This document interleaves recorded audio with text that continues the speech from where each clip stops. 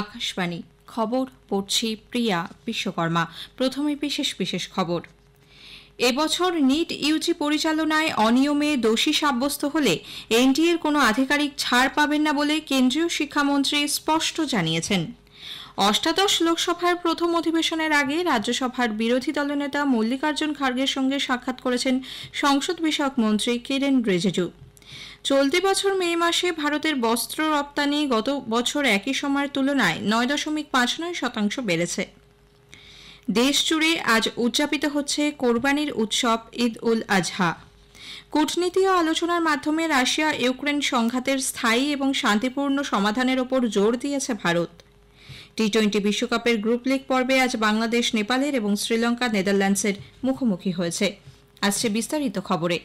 এবছর স্নাতক স্তরে ডাক্তারি পাঠ্যক্রমে ভর্তির পরীক্ষা নিট ইউজি পরিচালনায় অনিয়মে দোষী সাব্যস্ত হলে ন্যাশনাল টেস্টিং এজেন্সির কোনো আধিকারিক ছাড় পাবেন না বলে কেন্দ্রীয় শিক্ষামন্ত্রী ধর্মেন্দ্র প্রধান স্পষ্ট জানিয়েছেন। ওড়িশার সম্বলপুরে গতকাল সাংবাদিকদের তিনি বলেন, দুটি জায়গায় কিছু অনিয়ম প্রকাশ্যে এসেছে, সরকার এই ব্যাপারে উদ্বিগ্ন, দোষীরা কেউ রেহাই পাবে না। नीट एग्जामिनेशन में कुछ विसंगतियां कुछ स्पेसिफिक जगह की ध्यान में आई है। जहां जहां इस प्रकार की गड़बड़ियों की सूचना पुख्ता जानकारी के साथ अभी मिल रहा है, उस पर स्पेसिफिक कार्रवाई भी कोर्ट की निगरानी में सारा विषय को किया जा रहा है। उसमें जो भी गड़बड़ी में दोषी पाए जाएंगे तो एनटीए भी हो तो भी उसको बख्शा नहीं जाएगा।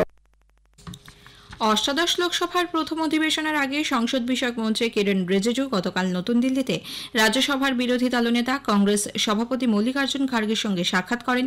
সোশ্যাল মিডিয়ায় এক পোস্টে শ্রী রিজিজু বলেন, নিজের জীবনের অনেক মূল্যবান অভিজ্ঞতার কথা তার সঙ্গে ভাগ করে নিয়েছেন শ্রী খার্গে। সকলের সঙ্গে একযোগে দেশের কল্যাণে কাজ করার ব্যাপারে তিনি আশাবাদী বলে সংসদ বিষয়ক মন্ত্রী জানান। উল্লেখ্য, চলতি মাসের ২৪ তারিখ অষ্টাদশ লোকসভার প্রথম অধিবেশন শুরু হবে। এই পর্বে নবনির্বাচিত সাংসদদের শপথ গ্রহণ, অধ্যক্ষ নির্বাচন, রাষ্ট্রপতির অভিভাষণ এবং তা নিয়ে আলোচনা হবে। অন্যদিকে ২৭ জুন শুরু হবে রাজ্যসভার ২৬৪তম অধিবেশন। সংসদের উভয় সভার এই পর্বের সমাপ্তি ঘটবে ৩রা জুলাই। সেনাপ্রধান জেনারেল মনোজ পাণ্ডে গতকাল নতুন দিল্লিতে কেন্দ্রীয় স্বরাষ্ট্রমন্ত্রী অমিত শাহর সঙ্গে সাক্ষাৎ করেন। শ্রী শাহ গতকাল জম্মু কাশ্মীরের নিরাপত্তা পরিস্থিতি এবং অমরনাথ যাত্রার প্রস্তুতি পর্যালোচনার পর জেনারেল পাণ্ডের সঙ্গে আলাদা করে কথা বলেন। আগামী ৩০ জুন তাঁর সেনাপ্রধান হিসেবে কার্যকালের মেয়াদ শেষ হচ্ছে। কেন্দ্রীয় স্বরাষ্ট্রমন্ত্রী অমিত শাহ বলেছেন, নরেন্দ্র মোদী সরকার উদ্ভাবনী উপায়ে সন্ত্রাসবাদীদের বিরুদ্ধে ব্যবস্থা নিয়ে দৃষ্টান্ত স্থাপন করতে প্রতিশ্রুতিবদ্ধ। জম্মু কাশ্মীরের নিরাপত্তা পরিস্থিতি নিয়ে নতুন দিল্লিতে গতকাল এক উচ্চ পর্যায়ের বৈঠকে সভাপতিত্ব করেন তিনি। সবকটি নিরাপত্তা সংস্থাকে মিশন মোডে কাজ করার নির্দেশ দিয়ে শ্রী শাহ বলেন, সমন্বিতভাবে দ্রুততার সঙ্গে জঙ্গি কার্যকলাপের মোকাবিলা করতে হবে। স্পর্শকাতর এলাকা চিহ্নিত করে নিরাপত্তা সংস্থাগুলির মধ্যে নিরবচ্ছিন্ন সমন্বয় বজায় রাখার উপর জোর দেন স্বরাষ্ট্রমন্ত্রী।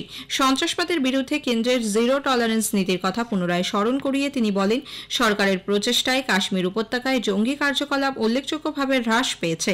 রেকর্ড সংখ্যায় পর্যটক আগমন ওই এলাকায় আইন শৃঙ্খলা পরিস্থিতির উন্নতির প্রতিফলন।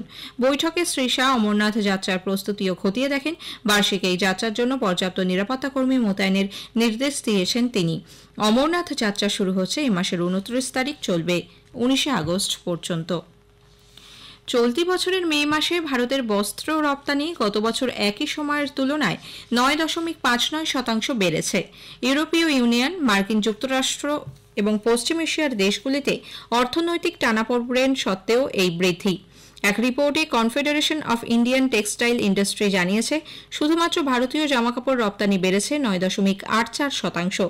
অন্যদিকে দেশের সার্বিক রপ্তানি চলতি বছরের মে মাসে বেড়ে দাঁড়িয়েছে ৬,৮০০ কোটি মার্কিন ডলারের বেশি। গত ১৪ জুন বাণিজ্য মন্ত্রকের জারি করা পরিসংখ্যান অনুযায়ী এই পরিমাণ আগের বছরের তুলনায় ১০.২% বেশি। লোকসভা ভোটের জন্য ৩ মাস বন্ধ থাকার পর আগামী ৩০ জুন আবার শোনা যাবে প্রধানমন্ত্রী নরেন্দ্র মোদীর মাসিক বেতার অনুষ্ঠান মন কি বাত। প্রধানমন্ত্রী হিসেবে টানা তৃতীয়বার দায়িত্ব নেবার পর এটি হবে তাঁর প্রথম মন কি বাত। জনসাধারণ তাদের বক্তব্য এবং পরামর্শ ২৮ জুনের মধ্যে টোল ফ্রি নম্বর ১৮০০ ১১ ৭৮০০ জানাতে পারেন। নরেন্দ্র মোদী অ্যাপ অথবা মাইগভ ওপেন ফোরামেও তা জানানো যেতে পারে। এটি হবে মন কি বাতের 111তম পর্ব। বেলা 11টা থেকে আকাশবাণী এবং দূরদর্শনের সবকটি চ্যানেলে এবং news on AIR website, mobile app, প্রধানমন্ত্রীর দপ্তর ও তথ্য সম্প্রচার মন্ত্রকের ওয়েবসাইটে এবং ইউটিউব চ্যানেলেও মন কি বাত সম্প্রচারিত হবে। হিন্দিতে এই অনুষ্ঠান সম্প্রচারিত হবার পরে আঞ্চলিক ভাষায় এর তর্জমা শোনা যাবে। খবর শুনছেন আকাশবাণী থেকে। দেশজুড়ে আজ উদযাপিত হচ্ছে কোরবানির উৎসব ঈদ উল আজহা বা বকরি ঈদ। ঈদগাহ ও মসজিদগুলিতে আয়োজন করা হয়েছে বিশেষ প্রার্থনার। নামাজ আদায়ের পর হবে কোরবানি। দিল্লির জামা মসজিদ, ফতেপুরি মসজিদ ও শাহী ঈদগাতে ঈদের প্রধান জমায়েত অনুষ্ঠিত হবে। এদিকে পশ্চিমবঙ্গের নাখোদা মসজিদ, টিপু সুলতান মসজিদ, পার্ক সার্কাস ময়দান, জামা মসজিদ এবং কলকাতার রেড রোডের মতো স্থানে বাড়তি নিরাপত্তার বন্দোবস্ত করা হয়েছে। অপ্রীতিকর ঘটনা রুখতে শহরের স্পর্শকাতর এলাকাগুলিতে 58টি পিসিআর ভ্যান টহল দিচ্ছে। ঈদের নামাজ উপলক্ষে বড় জামায়াত হয় এমন মসজিদে 2 জন করে ডিসি নিরাপত্তার দায়িত্বে থাকছেন। শহরের গুরুত্বপূর্ণ মোড়ে বসানো হয়েছে পুলিশ পিকেট। রাষ্ট্রপতি দ্রৌপদী মুর্মু, উপরাষ্ট্রপতি জগদীপ ধনখড় ঈদ উপলক্ষে দেশবাসীকে শুভেচ্ছা জানিয়েছেন। রাষ্ট্রপতি তাঁর বার্তায় বলেন, এই উৎসব ভালোবাসা, সৌভ্রাতৃত্ব ও সামাজিক সম্প্রীতির বার্তা দেয়। উপরাষ্ট্রপতি বলেন, সহমর্মিতা, ঐক্য এবং সংহতির প্রতীক হল ঈদ উল আজহা। হিমালয় সংলগ্ন পশ্চিমবঙ্গ এবং দেশের উত্তর পূর্বাঞ্চলে আগামী 4-5 দিন ভারী থেকে অতি ভারী বৃষ্টির পূর্বাভাস দিয়েছে আবহাওয়া দপ্তর। আসাম, মেঘালয়, অরুণাচল প্রদেশ এবং সিকিমে 20 জুন পর্যন্ত বিক্ষিপ্তভাবে অতি ভারী বৃষ্টির সম্ভাবনা।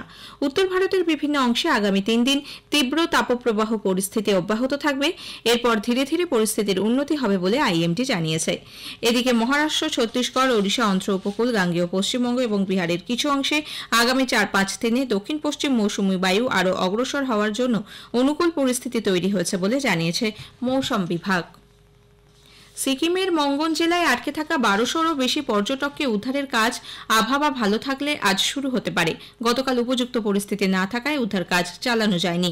চুংথাংয়ের মহকুমা শাসক আকাশবাণীকে জানিয়েছেন, সবকিছু ঠিকঠাক থাকলে আকাশপথে কিংবা সড়কপথে পর্যটকদের উদ্ধার করে আনা হবে। আপাতত লাচুংয়ের বিভিন্ন হোটেলে আটকে থাকা মানুষজন যাতে উপযুক্ত সুযোগ সুবিধা পান তা দেখভাল করছে জেলা প্রশাসন। অত্যন্ত কম দামে তাদের খাবার দেওয়া হচ্ছে। এদিকে সিকিমের সড়ক ও সেতু বিভাগের মন্ত্রী এন.বি. দহল লাচুং পৌঁছেছেন। তিনি পর্যটকদের অভাব অভিযোগ শোনার পাশাপাশি দ্রুত উদ্ধার কাজের আশ্বাস দেন। সীমান্ত সড়ক সংগঠন বিআরও যুদ্ধকালীন তৎপরতায় উত্তর সিকিমে রাস্তা সারাইয়ের কাজ চালাচ্ছে। চীনের পূর্বাঞ্চলীয় ফুজিয়ান প্রদেশে প্রবল বৃষ্টির জেরে স্বাভাবিক জনজীবন বিপর্যস্ত। 36,000 মানুষকে ইতোমধ্যেই নিরাপদ স্থানে সরিয়ে নিয়ে যাওয়া হয়েছে। ভারী বৃষ্টির ফলে দক্ষিণ চীনের গুয়াংশি ঝুয়াং অঞ্চলের 22টি নদী প্লাবিত।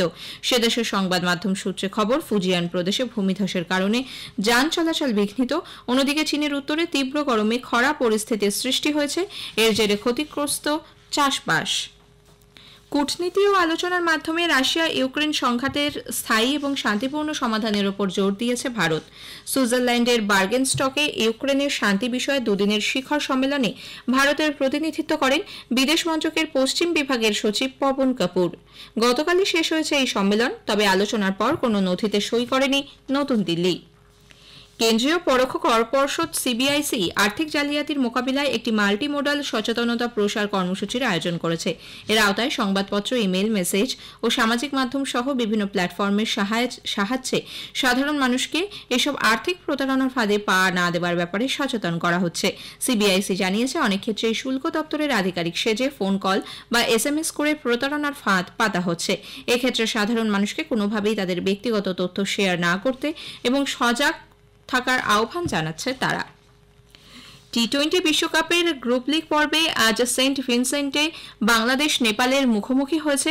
টসে জিতে নেপাল বাংলাদেশকে ব্যাট করতে পাঠিয়েছে। শেষ খবর পাওয়া পর্যন্ত বাংলাদেশ 17 ওভার 2 বলে 9 উইকেট হারিয়ে 89 রান করেছে। সেন্ট লুসিয়াতে দ্বিতীয় ম্যাচে আজ শ্রীলঙ্কা নেদারল্যান্ডসের মুখোমুখি।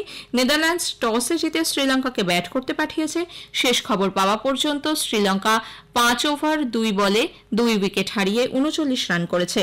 ব্রায়ান লারা ক্রিকেট একাডেমিতে দিনের তৃতীয় ম্যাচে নিউজিল্যান্ড পাপুয়া নিউগিনির মুখোমুখি হবে। খেলা শুরু হবে ভারতীয় সময় রাত 8টায়। আইসিসি টি-20 বিশ্বকাপে আয়ারল্যান্ডকে 3 উইকেটে হারিয়ে দিয়েছে পাকিস্তান। ফ্লোরিডার সেন্ট্রাল লডার হিলে গতকাল নিয়ম রক্ষার ম্যাচে প্রথমে ব্যাট করে আয়ারল্যান্ড নির্ধারিত 20 ওভারে 9 উইকেট হারিয়ে 106 রান করে। 107 রানের লক্ষ্য তাড়া করে পাকিস্তান 18 ওভার 5 বলে 7 উইকেট হারিয়ে 111 রান তোলে। ম্যাচের সেরা হয়েছেন শাহিন আফ্রিদি। উল্লেখ্য, দুই দলই সুপার 8-এর দৌড় থেকে ছিটকে গিয়েছে। শেষ করার আগে খবরের বিশেষ কিছু অংশ আরও একবার। এবছর নিট ইউজি পরিচালনায় অনিয়মে দোষী সাব্যস্ত হলে এনটিএর কোনো আধিকারিক ছাড় পাবেন না বলে কেন্দ্রীয় শিক্ষামন্ত্রী স্পষ্ট জানিয়েছেন। দেশ জুড়ে আজ উদযাপিত হচ্ছে কোরবানির উৎসব ঈদ উল আজহা। খবর শেষ হলো।